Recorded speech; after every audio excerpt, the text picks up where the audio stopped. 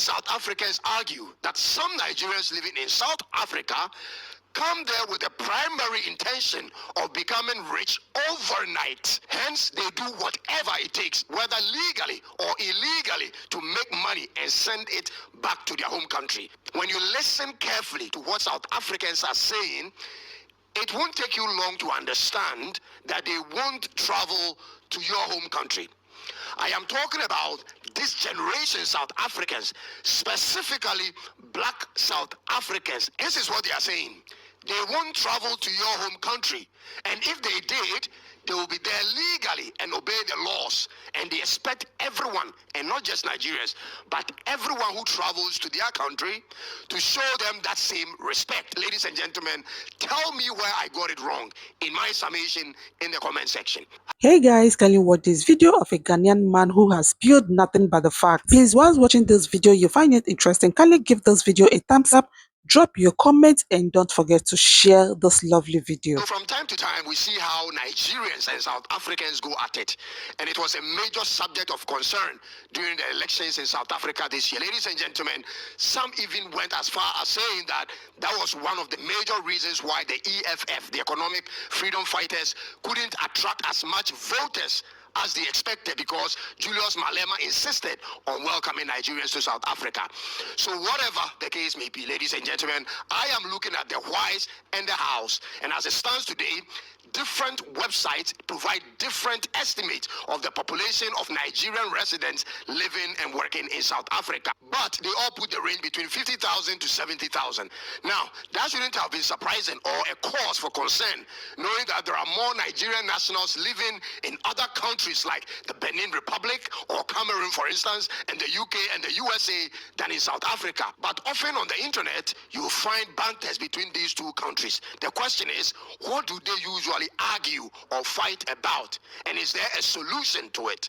As a Ghanaian who has lived in South Africa for a while and mingled with these two nationalities, ladies and gentlemen, I know one of the main reasons behind these fights, but I decided to go on the internet and ask AI websites this question. I asked, why do Nigerians and South Africans fight? And these are the common answers I got. Ladies and gentlemen, watch this. They fight for economic superiority over Africa. That is one. They fight over xenophobia tendencies. They fight because of crime and its stereotypes are tied to Nigerians. And in recent times, they fight over cultural influence attributed to Africa. So that's what the computer robot is saying. Now, I checked through nearly 1,000 comments on different social media platforms where these fights usually happen, from Facebook to X, TikTok, Instagram, and YouTube comments. Ladies and gentlemen, and these are the results as summed up. Many South Africans argue that some Nigerians living in South Africa come there with the primary intention of becoming rich overnight. Hence, they do whatever it takes, whether legally or illegally, to make money and send it back to their home country. This is like their principal reason why they get into fight with some Nigerian residents most times online, and it gets pretty nasty when it happens in real life. On the other hand, ladies and gentlemen, some Nigerians also say they fight because of negative stereotypes and generalizations made against all of them, when in fact it's only a handful of their people involved in such acts. Now, keep this stat in mind. There are more Nigerian men than women living in South Africa. So we have an answer from the AI website and also from what the people are saying on online platforms, and all of that have merit. But this is my take as a result of my dealings with both nationalities in South Africa. I think the people of South Africa are saying this. They don't want to be dominated in anything in their own country. That's how I pretty much interpret what's going on, and I'll break it down, ladies and gentlemen. When you listen carefully to what South Africans are saying, it won't take you long to understand that they won't travel to your home country. I am talking about this generation South Africans, specifically black South Africans, and not South Africans from the era of apartheid. This is what they are saying. They won't travel to your home country. And if they did, They will be there legally and obey the laws, and they expect everyone, and not just Nigerians, but everyone who travels to their country to show them that same respect. Ladies and gentlemen, tell me where I got it wrong in my summation in the comment section. However, some Nigerian residents in South Africa respond to this in action by saying, when we come to your country and we see opportunities that you may not see or may not take, we won't hesitate to take them, whether we are there legally or illegally. Ladies and gentlemen, this is the crux of the whole banter, in my opinion. My only concern with this situation is that it will unfortunately affect other legal and law-abiding Nigerians, and most times non-Nigerians who have permanently set up a life for themselves in South Africa. And I know many of those people.